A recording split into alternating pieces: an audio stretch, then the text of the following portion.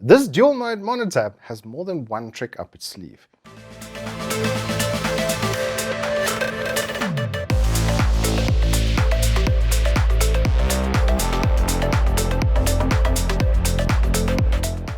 Good afternoon, welcome to Turbo Tortoise Tech. If you're new here, I'm Reese of the 4-piece warranty or Triple XL. And we have the AW2725QF.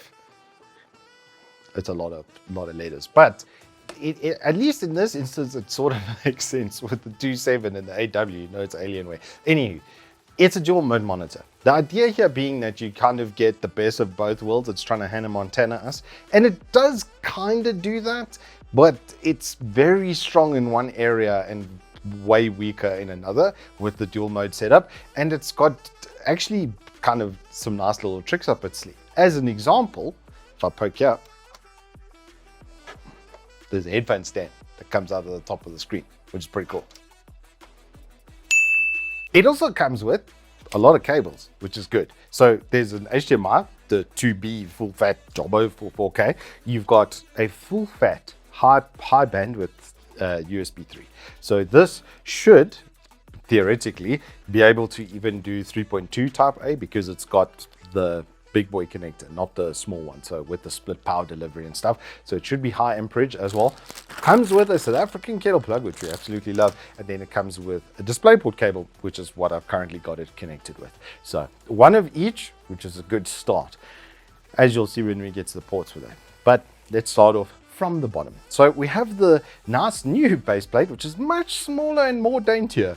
It's coming out of their Dell line, and I'm really not mad at it. I'm very happy. It is much smaller and just this hexagonal grid sort of pattern rather than the two sprawling legs, which was really my only complaint of the old monitor. It was exceptionally nice to look at. And this is no different. If we look around the back, you'll see the 27 and the Alienware logo are full RGB, except they can't be set to white only. It's got like every other color under the sun except white, which is very weird. But if you turn it off, they're plenty bright. Then it obviously, the neck connects into the back of the monitor. Underneath that, you have a VESA mount as well. And it's a full periscope neck. And the twist actually happens on the base over here. So if I just twist it left and right here for you, like that, it's got a decent amount of twist. So you'll be able to get it into your preferred orientation. The up and down is extremely far travel on this guy. It is basically in the basement, like that's probably 40 mils off of the base plate all the way up here. It's got about, I'd say 120 mils is what I'd guess worth of travel. And then of course it's still got some tilt on top of that and quite a bit of reverse tilt.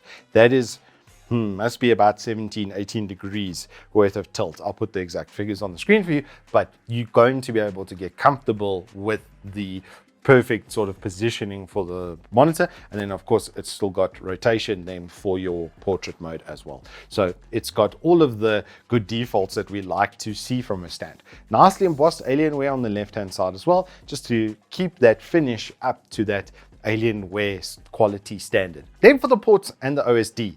The port setup is where these things just shine, and they do something on these monitors that I absolutely love, and it's just a pass-through and the USB on the chin over here. So next to the joystick, you'll see on the side over there, there is a USB type A and now a type C on the quick input, and then two more USB type A's in the back. So if you had more things that were connected more permanently, like keyboard and mouse as an example, then you'll be able to interface with those ports and just make your setup just a little bit neater.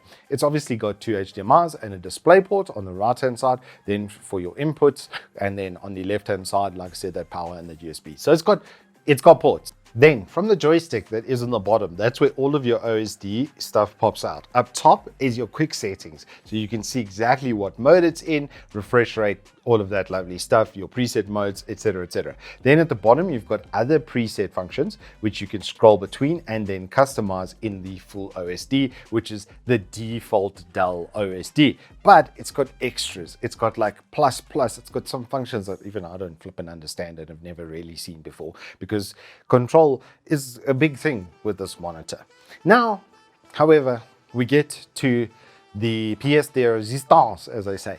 This is a very, very late term sort of IPS. By that I mean it's the absolute peak of the technology, as OLED is now being phased in.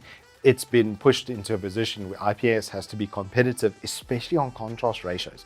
This is one thing that IPS has generally struggled with, and with IPS Glow. Now on 4K and 2K, this thing is sublime. It absolutely slaps on those resolutions, especially where color saturation is considered. I normally fiddle with that quite a bit, especially with IPS monitors, because they do quite well with a bit of pumped up saturation before they start to blur and fuzzy the sort of image with too much saturation. And then similarly, adding in a little bit of contrast really does take it to the next level. And this thing really exemplifies it. At the moment, it's in its 4K mode, and all of the visuals that you'll see on your screen were filmed either in 4K or 2K. Because unfortunately, the dual mode does cause a little bit of an issue. Because this is a native 4K panel, when you put it on 1080p, it's actually less sharp than my just straightforward 27-inch 1080p. I've got basically this thing's grandfather, the original 27-inch in white 240 Hertz IPS, and that is exceptionally good and sharp for a 27-inch at 1080p. This, however, it really isn't. The 360 Hertz, therefore, kind of just feels a little bit like a gimmick. It was so lacking in sharpness. I thought I was being hypersensitive to it, but luckily I've got 3 monitor setups, with 2 of them being Dells. So I put the other VA, the early, I think it's a 2721 HGF or DGF, original VA 144. It's curved right next to it with the same image on it. And unfortunately, I could see that this monitor just wasn't as sharp on 1080p. And I can't help but feel that's due to this being a 4K native panel, and then it kind of filling in the missing gaps. I was really hoping that it would be the best of both worlds. But as I say that, as a 4K 180 Hertz proposition, it is insanely good. Even if you rescale to 1440p, you don't get any of that at all. I've been playing a boatload of Stalker lately. I played a couple hours on this in 1440p, and it was incredible. I was getting about 100 FPS. I've got a 4070 and a 5800 X3D on my gaming PC, so I've got decent equipment to actually drive it with some DLSS at that kind of frame rate, and it was really, really good. Hashtag do the mouse mod if anything does, because they horizontals 40 and verticals 30 for whatever reason in the game.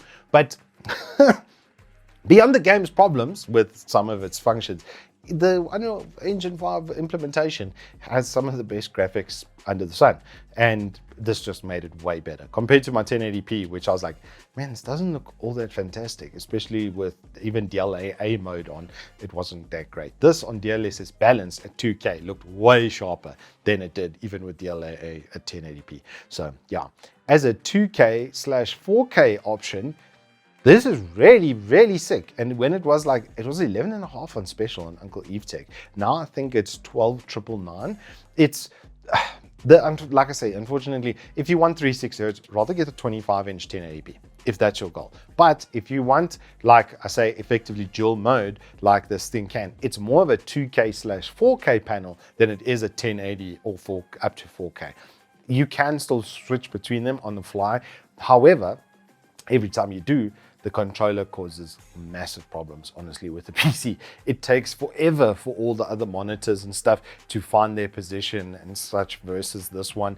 On the 1080p, it was way less like intense, but when you're in the 4K mode and you're switching between 2K and 4K, like in a game, if I dared to alt tab, it was about a 10-second delay before I had access to my desktop or anything else. Everything flickers, everything switches off, not just this monitor, but everything else around it. The dual controller really does kind of create inherent complexity and inherent issues along with that. However, do I dislike it? Not at all. It's really good as a 4K 180 Hertz proposition. It's incredibly good as a 4K or a 2K 180 Hertz proposition. Probably one of the best monitors I've ever used in that facet. You've just got to kind of deal with the controller and be comfortable with that. If you're going to run it at 2K on your desktop and in-game, it really reduces that effect significantly. Same thing if you're doing it at 4K. For our 4090 brethren, I'm looking at you, Zassi. For those of us who are crazy enough to buy a 4090, this is a flipping amazing gaming monitor to do that. I think 27 is still the best size in general. 32s can be a little bit in your face kind of vibe. It's like a lot of screen in front of you. So sometimes you got to like move your head to be able to see all the edges of the screen and stuff. 27 is just fantastic for that. Build quality is still fantastic. The feature set is crazy good on this. You've got on-screen saturation. This has genuinely one of the best blacklight equalizer, dark stabilizer technologies. It's got 4 different levels to it. And the last level in Tarkov is like having cheats. I'm not kidding. It's like having hardware level cheats. It's so good in those areas. The color reproduction, untouchable. Just like, oh man, it's drool worthy. And they finally got really good contrast that actually works with HDR content. That's why we use that Costa Rica 4K run on YouTube, hashtag free HDR content. Thank you so much whoever produced that. We really do appreciate you, because it's very noticeable in this. The IPS glow is significantly lower. It's still going to have it. It's a part of the technology, but it's so reduced on this monitor. I almost forgot momentarily that it was an IPS. Anywho, that is all I have for you on the AW2725 Q56K modem. That one, the one that's there in the description. This dual mode monitor. It's very cool conceptually, but it just didn't hit the mark on 1080p. Anyway, that's all I have for you. If you have enjoyed this, please hit us up with a like and subscribe, and I will see you on the flip side.